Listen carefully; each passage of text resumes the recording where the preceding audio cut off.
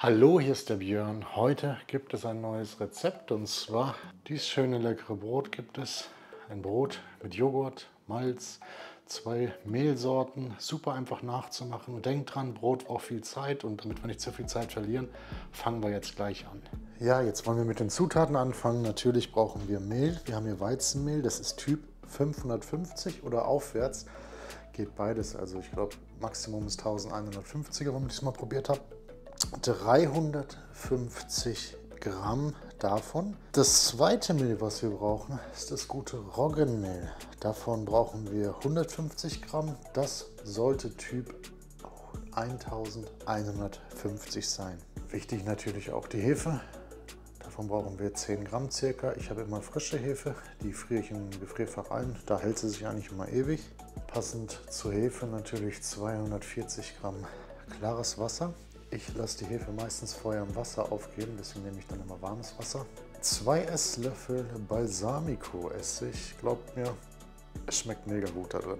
2 Teelöffel Salz, 1 Teelöffel Backmalz. Später nehmen wir noch Honig, beziehungsweise man kann Honig nehmen, ich nehme Agavendicksaft. Und zu guter Letzt, auch wenn man es nicht sieht, 100 Gramm Joghurt, da habe ich fettreduzierten.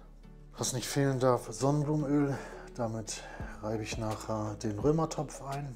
Wie ihr seht, habe ich die Hefe jetzt ins warme Wasser getan. Die lasse ich jetzt meistens für 10 Minuten stehen, bis sie aufgegangen ist. Am Ende kann man es mit einem Löffel durchrühren und dann können wir mal alles zusammen in den Mixer packen.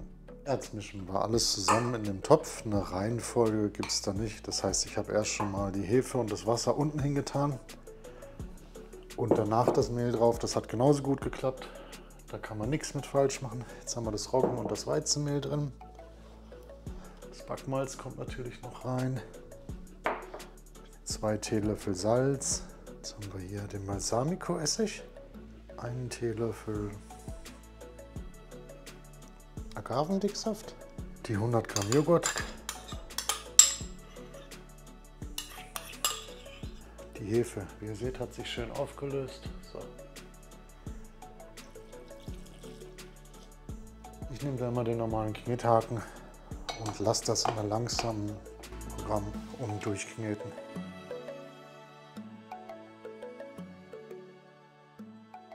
Ja, so schaut das doch schon gut aus. Jetzt wollen wir den Teig mal befreien und dann lassen wir ihn für 2 Stunden zugedeckt an einem warmen Ort. Ein bisschen Zeit, dass er gehen kann. Ihr seht, der Teig ist super schön aufgegangen. Jetzt kommt natürlich der nächste Part.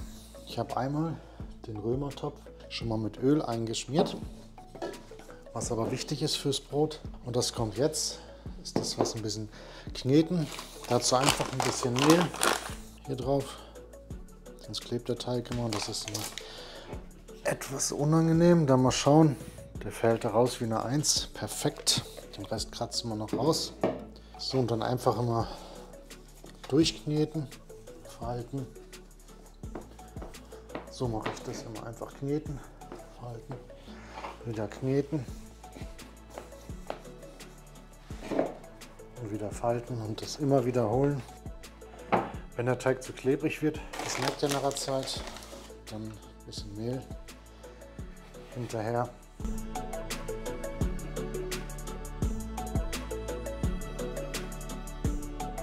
Und dann einfach den Römertopf, wo ich jetzt auch noch ein bisschen Mehl an die Seiten gestreut habe. Ich wollte das heute mal testen. Das war ja etwas, was mir empfohlen wurde. So, und jetzt lassen wir es nochmal im Römertopf mit dem Römertopfdeckel 30 Minuten ziehen.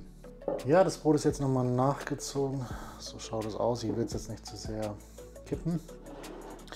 Und dann einfach 3-mal einschneiden. Am besten ein wirklich scharfes Messer dafür benutzen.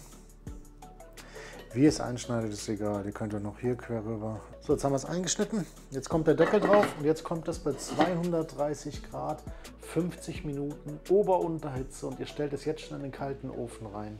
Die 50 Minuten sind vorbei und Achtung, sieht das gut aus?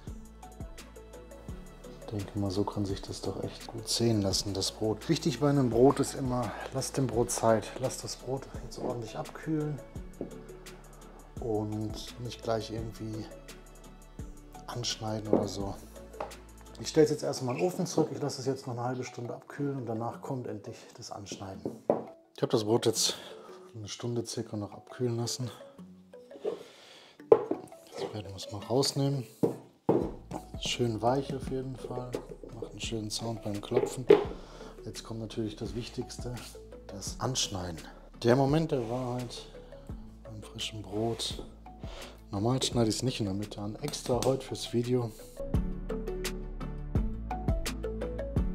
Und perfekt.